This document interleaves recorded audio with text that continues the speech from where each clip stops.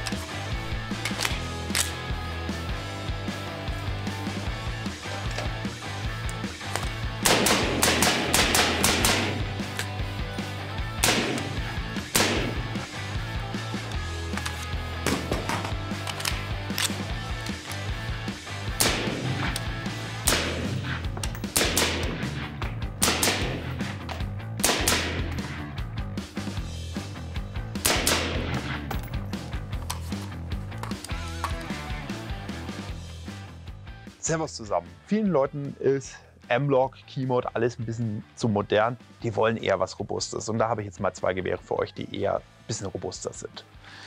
Als erstes habe ich hier die M4A1 aus dem Hause Daniel Defense für euch.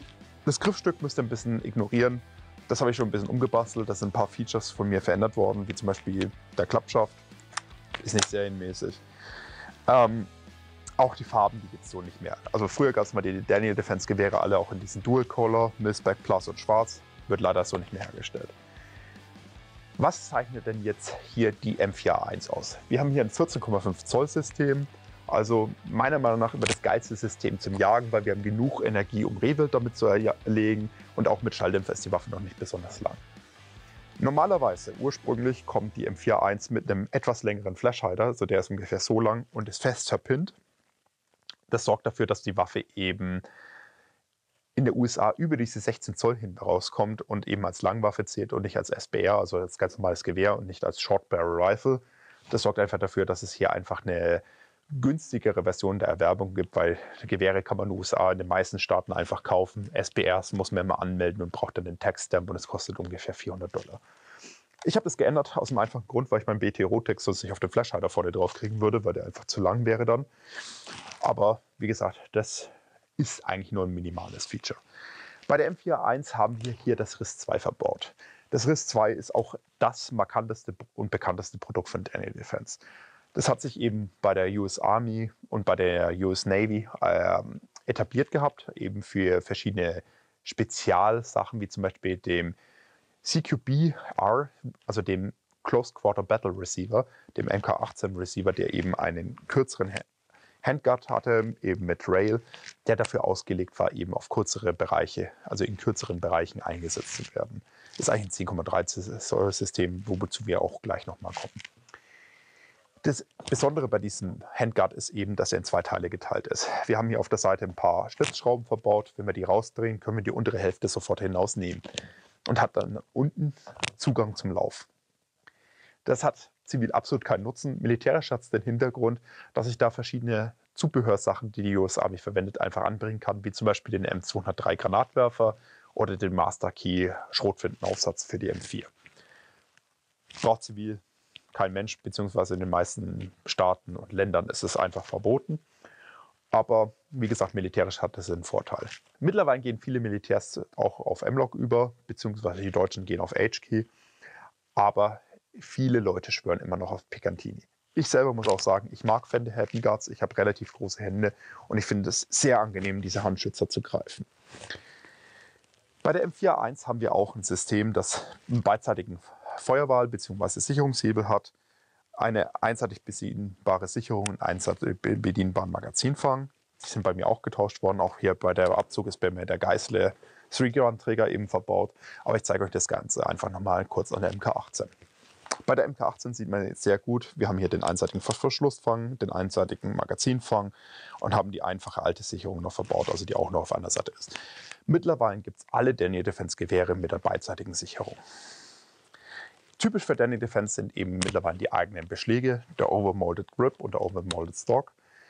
Die sind eben schon ein bisschen advanced, also so der Stock tut für einen Schaft ohne Klemmung extrem wenig wackeln und hat ein sehr modernes Design, ist sehr leicht gehalten, hat verschiedene Kappen, die man eben tauschen kann. Und der Overmolded Grip ist eben vom Winkel etwas gerader gehalten, was für moderne Schießkonzepte einfach besser ausgelegt ist. Und der Trigger Guard ist etwas größer gehalten, sodass man auch mit Handschuhen keine Probleme bekommt. Hier bei meiner MK18 ist jetzt gerade der BT Rotex Kompakt aufgebaut, also der Rotex 5 Kompakt. Der passt dann einfach auf den Flashhider vorne drauf und funktioniert wunderbar. Ich habe hier das EOTech XPS eben drauf mit dem Magnifier. Funktioniert auch in der Kombi sehr, sehr gut. Grundsätzlich muss man aber zu Systemen wie der MK18 sagen, das ist ein 10,3 Zoll Lauf. 10,3 Zoll Systeme zerstören sich eigentlich selber. Das ist was man kauft, weil man es haben will. Das ist etwas, was man kauft, weil man es cool findet und weil es Spaß macht. Jagdlich sind wir ja gerade so an der Grenze von 1000 Joule auf 100 Meter und sind damit auch rechtlich genau an der Grenze, dass wir gerade noch Rehwild schießen können.